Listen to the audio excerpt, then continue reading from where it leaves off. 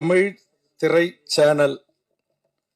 தமிழ் என்பது வெற்றியை குறிக்கும். கண்டிப்பாக இந்த படம் வெற்றி பெறும் என்று முதலில் நான் வாழ்த்தி, இரவு பறவை என்கிற இந்த திரைப்படத்தை எழுதி இயக்கி பல்வேறு கடினமான சூழலில் பொருளாதார நெருக்கடியில் அருமை சகோதரர் வேதாஜி பாண்டியன் அவர்களும், அவருக்கு உறுதுணையாக தயாரிப்பில் எனது ஊரை சார்ந்த டாக்டர் பாண்டியன் அவர்களும் உதவி செய்து இன்றைக்கு நம்முடைய போற்றுதலுக்குரிய நாடாளுமன்ற உறுப்பினர், எங்கள் மாவட்டத்தின் மைந்தர், எங்கள் மாவட்டத்தின் பிரதிநிதி, இந்த கதையை நம்முடைய இயக்குனர் அவர்கள் வடிவமைத்திருக்கிறார்கள் அல்லவா, எழுதி இயக்கியிருக்கிறார்கள் அல்லவா, இதுக்கு உண்மையிலேயே செயல் வடிவம் தர வேண்டும் என்றால் அது தமிழக சட்டமன்றத்தால் முடியாது, இந்திய நாடாளுமன்றத்தால் தான் முடியும்.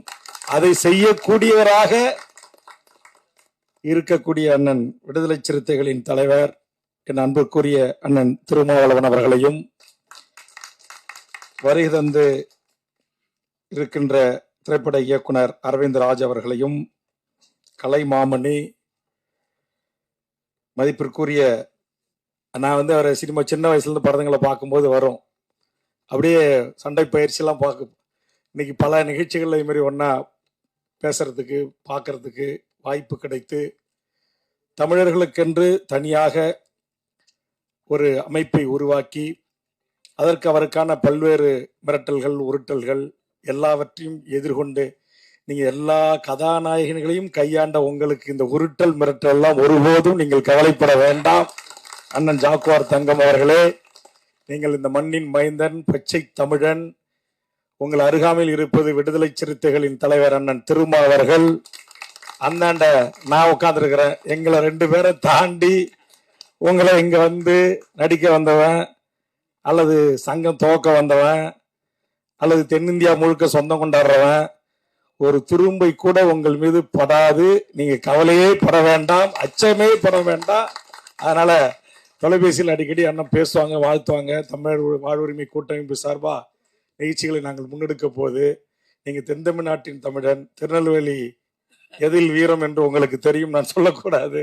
அதனால இனி உங்கள் வாயால் வந்தேரிகளாலோ அல்லது வேறு நபர்களாலோ உங்கள் உயிருக்கு அச்சம் பயம் என்கிற வார்த்தை வரக்கூடாது.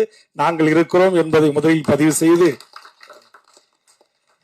அதுபோன்று இங்கு தமிழ் திரைப்பட சிறு முதலீட்டார் தயாரிப்பாளர் சங்கத்தின் சார்பாக வாழ்த்திய அன்பு செல்வன் அவர்களுக்கும், வருகை தந்திருக்கின்ற எங்க அண்ணன் திருமா அவர்களை இயக்கிய இயக்குனர் செல்வகுமரன் அவர்களுக்கும், அன்புதுரை, கமலக்கண்ணன், ரங்கராஜன், பாண்டியன், சங்கர், உமாசங்கர், ராஜா, படத்தில் நடித்திருக்கிற அரசியல்வாதியாக நடித்திருக்கிற நேர்கள் ரவி, குல் சுரேஷ், அனீஷ் பிரபு, சக்திவேல், மதுரம் அம்மா உள்ளிட்டவர்களுக்கும்,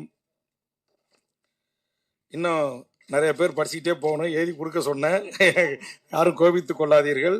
அதுபோன்று இந்த எனக்கு வந்து அமர்ந்த உடனேயே அந்த பாட்டு, அது குறிப்பாக நான் பிறந்து வளர்ந்து எல்லா இடங்களிலும் சுற்றி திரிந்த எங்கள் கடலூரில் தொடங்கி ராமாபுரம், வள்ளலார் பிறந்த வடலூர், விருத்தாச்சலம், சிதம்பரம், பிரத்யோகமாக என் தொகுதி பண்டுட்டி, என் தோட்டத்தில் இருக்கிற பலாப்பழம், அப்புறம் என் தொகுதியில் இருக்கிற அக்கடவள்ளி, என் தொகுதியான நெல்லிக்குப்பம்.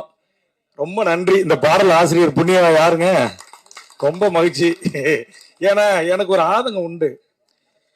என்னதான் இருந்தாலும் இந்த மண்ணின் மீது ஒரு ஈர்ப்பு, ஒரு பாசம் இருக்கும்ல. எனக்கும் இருக்கும், எங்க அண்ணன் திருமாவுக்கும் இருக்கும், அண்ணன் ஜாக்குவாருக்கும் இருக்கும், எல்லாருக்கும் இருக்கும் அந்த மண்ணின் மீது. உலகத்துக்கே ராஜா வந்தாலும் தாய்க்கு பிள்ளைதானு சொல்லுவாங்கல்ல, அந்த மாதிரி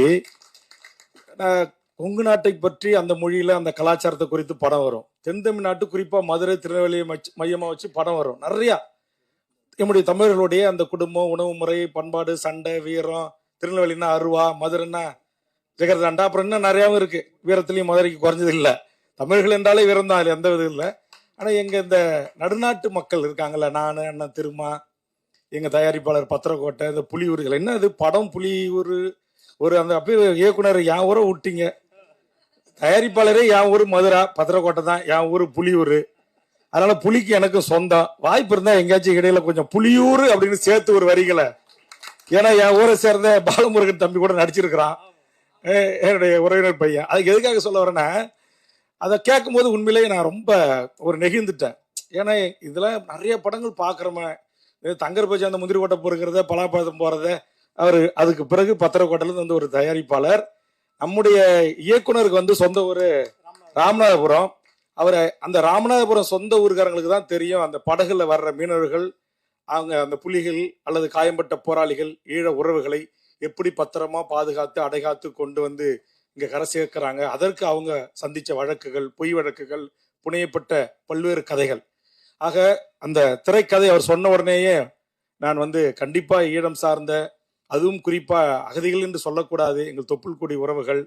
ஆனா இந்த சென்சாருக்காக என்ன செஞ்சிருக்காருன்னா, இந்திய வம்சவழி தமிழர்கள் இங்க வர்ற மாதிரின்னு சொல்லியிருக்கிறாரு. அது இந்திய வம்சவழி தமிழர்களை காட்டிலும் அந்த மண்ணின் பூர்வீக குடி மக்களான என் ஈழத்து உறவுகள் தான் படகுகளிலே இங்கே வந்து போராளிகளாகவும், கரும்புலிகளாகவும், கடற்புலிகளாகவும், வான்புலிகளாகவும், உலகத்தில் எந்த ஒரு இனத்தின் விடுதலை போராட்டமும் இத்தனை படைகளையும் கொண்டு, வான்புலிகள் என்று சொல்லக்கூடிய விமானப்படை, தரப்படை, கப்பல் படை என்று அத்தனை படை கொண்டு ஒரு விடுதலை போராட்ட இயக்கம் உலக அரங்கில் விடுதலைக்கு போராடியது என்று சொன்னால், அது எம் தமிழீழ தேசிய தலைவர் மேதகு வேலுப்பிள்ளை பிரபாகரன் என்கிற மகத்தான தலைவன் தலைமையிலான அந்த விடுதலை புலிகளின் இயக்கம். ஆக அந்த இயக்கம் அந்த மண்ணில் ஒரு சுதந்திர தமிழ் ஈழத்திற்காக, அந்த தாகத்திற்காக 50,000 போராளிகள் அந்த மண்ணில் விதையாக விழுந்திருக்கிறார்கள். ஒரே நாளில், ஒரே வாரத்தில் 1,76,000 மேற்பட்ட மக்கள் கொல்லப்பட்டிருக்கிறார்கள். நேற்றைய முன்தினம்தான் இதை குறித்து செஞ்சியிலே பல்லாயிரக்கணக்கான உறவுகளை திரட்டி இதற்கான ஒரு நினைவேந்தலை நான் நடத்திய போது வேதனையின் உச்சமாக சில வார்த்தைகளை நான் அந்த நிகழ்விலே பேசினேன். வந்த உடனே அண்ணன் திருமாவளவோடு அதை குறித்து நான் பகிர்ந்து கொண்டேன். இன்றைய தமிழ்நாடு முதலமைச்சரிடத்தில் 4 ஆண்டு காலம் தொடர்ந்து சட்டமன்றத்தில் வலியுறுத்தி இருக்கிறேன். அப்படிப்பட்ட அந்த கருத்து தான் இங்கே வாழ்கின்ற எமது தொப்புள்குடி உறவுகளான ஈழ உறவுகள் ஒரு 2 சென்ட், 1 சென்ட், 1/4 சென்ட் நிலம் வாங்கி தங்க பேர்ல பதிவு செய்ய முடியாது. உழைச்சி ஒரு இருசக்கர வாகனம் வாங்க முடியாது. இங்க படித்து, இங்க நம்மள இந்தியாவிலேயே பிறந்து, இன்றைக்கு கல்லூரி படிப்பை முடித்து, இன்றைக்கு விளையாட்டு வீரனாக திகழ்ந்தால், எல்லா 7 மெடல் வாங்கியிருக்கிறது ஒரு ஈழத்து சகோதரி குழந்தை. ஆனா தெற்காசியாவில் போய் விளையாடுறதுக்கு பாஸ்போர்ட் கிடையாது, அனுமதி இல்லை. காரணம், அவர்கள் அகதி. நானும் விடுதலை சிறுத்தைகளின் தலைவரான திருமா அவர்களுடைய சார்பாக சட்டமன்ற உறுப்பினராக வந்தவர்கள் தான். மாண்புமிகு கலைஞர் அவர்கள் இருந்தபோது நாங்கள் அவரிடத்திலே வலியுறுத்தி, நான் தொடர்ந்து சட்டமன்றத்தில் பேசி, இங்கு துவக்கப்பள்ளி கூட படிப்பதற்கு ஆரம்ப கட்டத்தில் அனுமதி இல்லை. உயர்நிலை பள்ளிக்கு போக முடியாது, உயர்கல்விக்கு வழி கிடையாது. பன்றி குடிசைகளோட கேவலமாக இருக்கும் அந்த குடிசைகள். அவர்களுக்கு அடிப்படை வசதிகள், கட்டமைப்புகள், அதை அத்தனையும் கொஞ்சம் கொஞ்சமாக சட்டமன்றத்தில் போராடி ஒரு மக்களால் தேர்ந்தெடுக்கப்பட்ட தமிழக அரசு இங்கு வாழ்கின்ற எமது உறவுகளுக்கு இந்த கூட்டத்தில் கூட என் கோரிக்கை ஏற்கப்பட்டு மாண்புமிகு தமிழக முதலமைச்சர்களால் ஈழ அகதிகள் குடியிருப்பு என்று சொல்லக்கூடியதை மாற்றி அமைத்து அவர்களுக்கு 3000 வீடுகளுக்கான அறிவிப்பு வெளியிட்டிருக்கிறார்கள். இப்ப பல்லாயிரக்கணக்கான வீடுகள் தமிழ்நாடு முழுவதும் இவர்கள் வாழ்கின்ற இடங்களில் கட்டி தந்து கொண்டிருக்கிறோம். அதுல கூட எனக்கு திருப்தி இல்லை. நான் ஆய்வுக்கு போன எல்லா கலெக்டர் ஆஃபீஸஸ் எல்லாம் கூட்டுக்கிட்டு அவர் கழிவறையை வெளியில வச்சிருப்பாங்க. நான் சொன்ன ஒரு வயது வந்த பெண் அல்லது ஒரு இந்த பேய் பிசாசுக்கு பயப்படுற ஒரு வயசு பொண்ணு, ஒரு சின்ன பையன் எப்படிங்க 12 மணி 2 மணிக்கு வெளியில வந்து அவன் டாய்லெட்டை பயன்படுத்த முடியும்? கட்டி கொடுக்குதான் கட்டி கொடுக்குறீங்க, இன்னும் ஒரு 10 அடி சதுரடி கொஞ்சம் பெரிதா கட்டி கொடுக்க கூடாதுன்னு அதற்கு ஒரு பரிந்துரையும் நான் செய்தேன். நான் எதற்காக இதையெல்லாம் சொல்லுகிறேன் என்று சொன்னால், இன்றைக்கு இங்கு வாழ்ற இந்த மக்கள், அவருடைய தொப்புள் கொடி உறவுகள் உலகம் முழுவதும் வாழ்கின்றார்கள். கனடாவில் ஒரு ஈழத் தமிழர் இன்றைக்கு அமைச்சராக பதவியேற்று இருக்கிறார். இந்த நேரத்தில் அவருக்கு நான் வாழ்த்துக்களை இந்த நிகழ்ச்சியின் சார்பாக சொல்லுகிறேன். நாடாளுமன்ற உறுப்பினர்களாக பல உயர்ந்த பதவிகளை வைக்கிறார்கள். ஆனா இந்தியா எமது தாய்நாடு, பன்னெடுங்காலத்திற்கு முன்பு கடல்களால் பிரிக்கப்பட்ட என் ஈழம் என்கிற ஒரு தேசம். அந்த தேசத்தின் உறவுகள் இந்த மண்ணில் எவ்வளவு வலியோடு வேதனையோடு வாழ்ந்து கொண்டிருக்கிறார்கள். இன்னைக்கும் காலையில 10 மணிக்கு வெளியில வேலைக்கு போயிட்டு மாலை 6 மணிக்குள்ள சிறப்பு முகாம்களுக்கு திரும்பல அப்படின்னா கியூ பிரான்ச் அடுத்த நிமிஷம் அங்க போய் நிற்பாங்க. இதையெல்லாம் நான் கூட அண்ணன் திருமாகிட்ட வழியோட சொன்னேன். 11 முறை இந்த மக்கள் படுகின்ற துன்பம் துயரங்களை குறித்து நான் இந்த நாட்டுடைய முதலமைச்சரை சந்தித்து கடந்த சில மாதங்களில் பேசியிருக்கிறேன். சமீபத்தில் ஒரு 6 பேர் கைது செய்யப்பட்டிருக்கிறாங்க. அவர்கள் செய்த குற்றம் பாஸ்போர்ட் இல்லாம வந்தது, படகுல வந்தது. இந்த கதையின் கரு அப்போ ஒத்து போகுது. அவர் இது கதை இயக்குனர் என்கிட்ட அந்த கதையும் சொல்லலை, என்ன இது மாதிரி ஈழம் சார்ந்த ஒரு படம் அப்படின்னாரு. நேற்றுக்கு தான் நான் ரொம்ப கோபமா உணர்ச்சி வயப்பட்டு அந்த மேடையில் பேசினேன். முதலமைச்சருக்கு வேண்டுகோள் வைத்தேன்.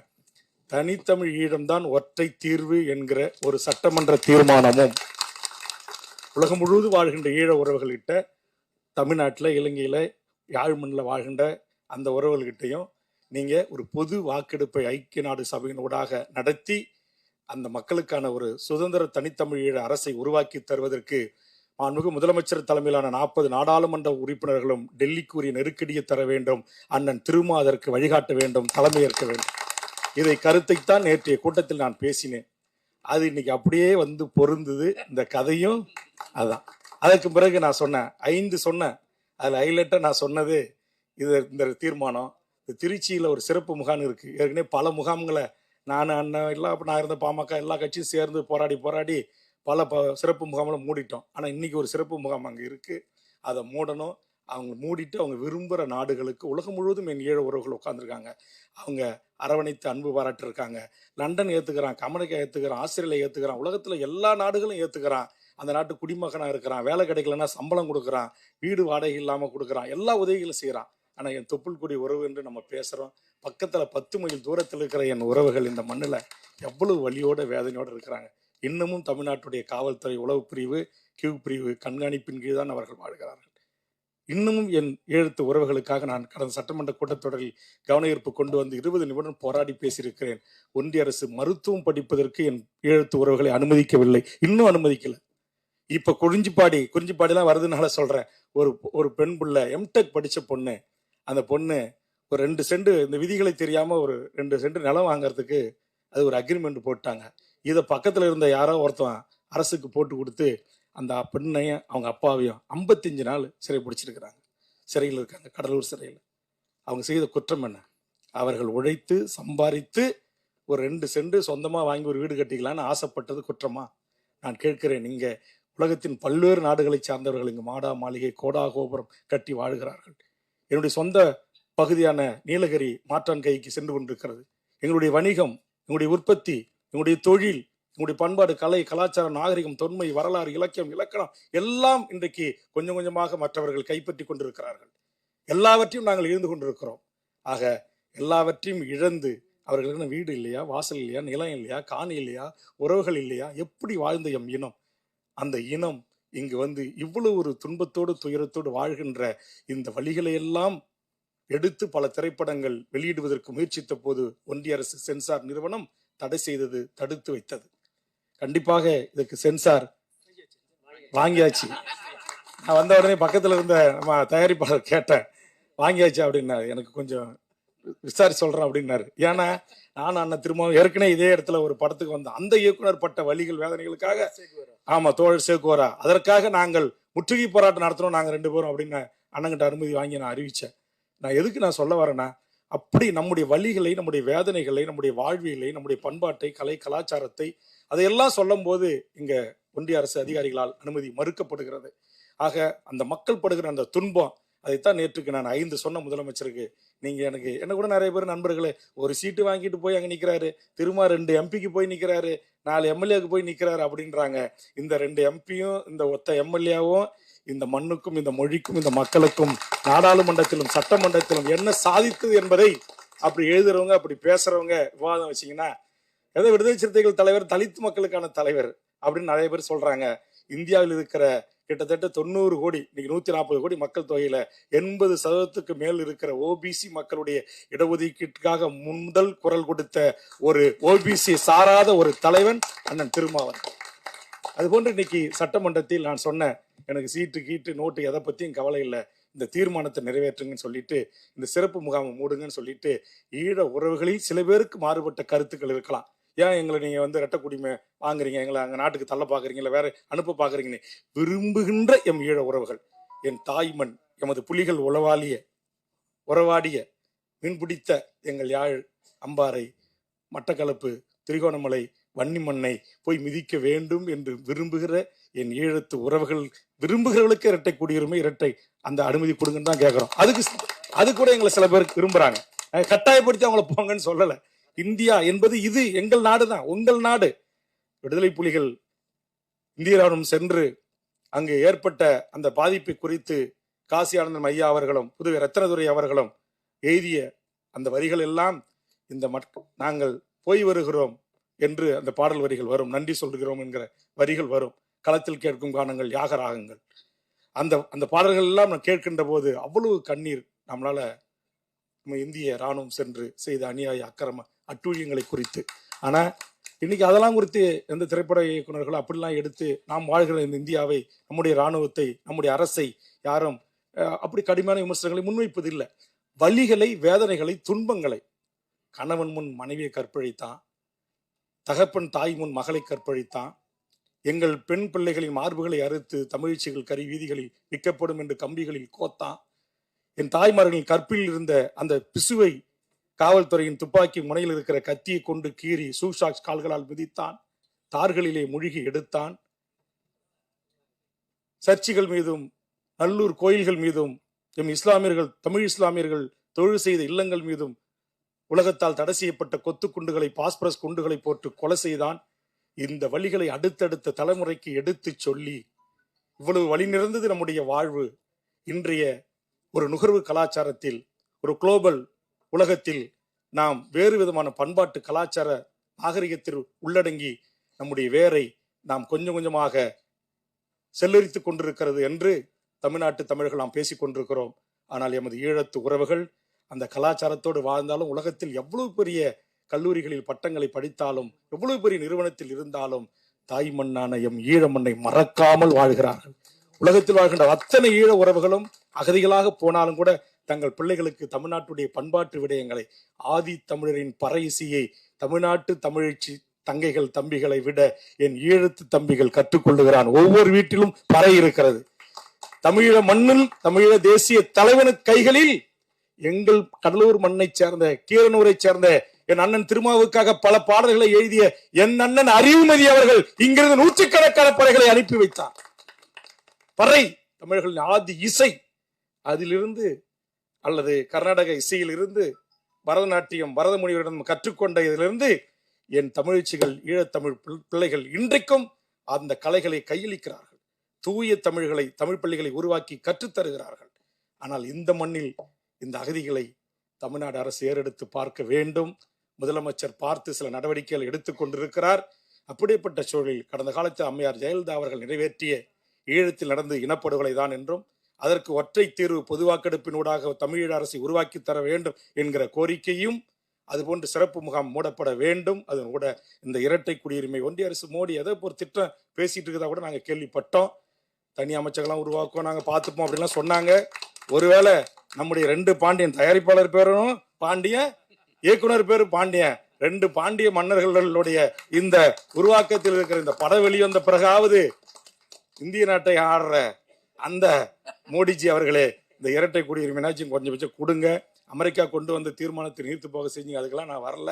எனக்கு அந்த ஒரு பாட்டிலேயே இந்த படத்தை பிடித்திருக்கிறது. ஒரு சின்ன மாறுபட்ட கருத்து இருக்கிறது, அதை நான் உங்களிடத்திலே சொல்லுகிறேன். இது போன்று வழி சுமந்த கதைகளை குறித்து நாம் எடுக்கின்ற போது அந்த ஒரே ஒரு பாட்டு மட்டும் கொஞ்சம் எனக்கு நெருடலாக இருந்தது. ஏன்னா அந்த மக்கள் படுகின்ற அந்த துன்பம். ஆனால் உங்களுக்கு சினிமா படம் ஓடணும், முதல் போட்டுறீங்க. ஏற்கனவே பாவம் 2-3 படம் எடுத்து இயக்குனர், தயாரிப்பாளர் நட்டத்தை சந்தித்திருக்கு. நம்ம வந்து பேசிட்டு போயிடலாம், அப்படி வைக்காதீங்க, இப்படி வைக்காதீங்க, அந்த ஆட்டம் தெரியுது, இந்த ஆட்டம் தெரியுது, இது குத்தாட்டம், பாட்டு ரெட்டாசனம், அதெல்லாம் வருதுன்னு. ஆனால் திரை ரீதியாக, வணிக ரீதியாக சில தயாரிப்பாளர்கள், பாடலாசிரியர்கள், இயக்குனர்கள் அது தேவை என்கிற அடிப்படையில் நீங்கள் அந்த பாட்டை வைத்திருக்கலாம், அது தவிர்த்திருக்கலாம் என்பது என்னுடைய தனிப்பட்ட கருத்து தான். அதனால ஏன்னா நீங்க எடுக்கிறது வந்து ஒரு நம்முடைய தொப்புள்குடி ஒருவருடைய வழிகளை, வேதனைகள், அதுவும் அந்த கடல் காட்சி, கேமராமேன் உள்ளிட்ட பாடலாசிரியர் உள்ளிட்ட எல்லாரையும் நான் பாராட்டணும். அந்த நடிகை அவங்க வந்து அப்படியே அந்த தங்கை அப்படியே அந்த அப்பாவை நினைச்சு பாடணும். உண்மையிலேயே எனக்கு வந்து கண்ணீர் வந்துச்சு. அப்படியே முழுசா படம் பார்த்தா உண்மையிலேயே சிறப்பா இருக்கும், சிறப்பா இருக்கணும். ஆனா என்ன ஒண்ணு, சிறப்பானது தமிழர்கள் கொண்டாடுவதில்லை. இந்த படத்தை நாம் கொண்டாடுவோம். இது போன்று ஈழம் சார்ந்து, ஈழ தமிழர்கள் சார்ந்து அவர்கள் துன்பங்கள் குறித்து எனக்கு வந்து ஈழம் இந்த இதெல்லாம் குறித்து பேசினா குறைஞ்சது ஒரு 5 மணி நேரம் பேசி விட்டீங்கன்னா பேசிட்டே இருப்பேன். ஆனா இப்ப எனக்கு கலெக்டர், எஸ்பி, உயர் அதிகாரி, கமிஷனர்ஸ்லாம் அங்கே வெயிட் பண்ணிட்டு இருக்காங்க. 4 மணிக்கு நான் அங்கே நாளைக்கு அஷூரன்ஸ் கமிட்டி சேர்மனாக இருக்கிற அங்கே போய் ஆய்வு உட்படுத்தணும். அதுக்கான ஒரு கூட்டம், அசம்பிளி செக்ரட்டரிஸ் எல்லாரும் ஃபோன் அடிச்சுட்டே இருக்கிறாங்க. இதுக்காக நான் பிரத்யேகமாக கிளம்பி வந்தேன். இப்போ இரவோட ஓடனாங்க. கூட்டத்தை வேணா நாளைக்கு காலைல மாற்றி வச்சுட்டு போகலான்னு தான் இப்போ கொஞ்ச நேரம் பேசிட்டு இருக்கேன். அந்த அளவுக்கு இப்படி நானே ஒரு உணர்ச்சி வயப்பட்டோம். அண்ணன் திரும்ப சொல்லுவார், நீங்கள் கொஞ்சம் உணர்ச்சி வயப்படக்கூடாது, கொஞ்சம் கோவப்படக்கூடாது, கொஞ்சம் கொஞ்சம் நிதானமாக இருந்தீங்கன்னா நல்லது அப்படிம்பார். ஏன்னா எனக்கு இந்த பொய் பேசுறது, விட்டு கட்டி பேசுறது, அப்படி இப்படி ஏக வசந்தம் ஏற்றி இறக்கி பேசுறது, பாட்டு பாடுறதெல்லாம் ஒன்றுமே தெரியாது. என் உள்ளத்திலிருந்து வரும் வார்த்தைகள் அது பல பேரை காயப்படுத்தலாம், அதை பற்றி எனக்கு கவலை இல்லை. ஆனால் அது உண்மை என்று எனக்கு தெரிந்தால் நான் ஓங்கி உரத்த பேசுவேன். அப்படிதான் பேசியிருக்கிறேன். அப்படியேப்பட்ட என்ன எதுக்கு கூப்பிட்டுருக்காங்க அப்படின்னா, வந்த பிறகுதான் தெரியுது பட தயாரிப்பாளர் என் ஊருக்காரரு, படிச்சவன் நடிச்சவன் பூரா என் சித்தம்மாவன் பெரியம்மாவனா இருக்கிறான், பாட்டு பூரா வருது, பாடல் பூரா வருது, பாடலீஸ்வரர் கோயிலை பத்தி வருது, எல்லாத்தையும் வருது. தங்கர் பச்சானுக்கு அடுத்தது ராமநாதபுரம் சீமையில் பிறந்த நம்முடைய இயக்குனர் அவர்கள் என் மண்ணின் வாசனைகளை, என் மாவட்டத்தின் ஊர்கள் பெயர்களை எல்லாம் பாடல்கள் ஆக்கி பார்க்கும்போதே கேட்கும்போதே எங்களுக்கு மகிழ்ச்சியா இருக்கு. அதனால இந்த நிகழ்ச்சிக்கு என்னோடு வருகிற அந்த நம்முடைய விடுதலை படத்தினுடைய அசோசியேட் டைரக்டர் நம்முடைய ஜெகதீஷ் பாண்டியன், தம்பி நம்முடைய வேணுகோபால், புகழேந்தி மாறன், எங்க தலித் சக்திவேல் உங்க ஊர்ல இருந்து வந்திருக்காரு அவர்லாம். அதனால கடலூர்ல இருந்து நிறைய முகங்கள் இருக்கு.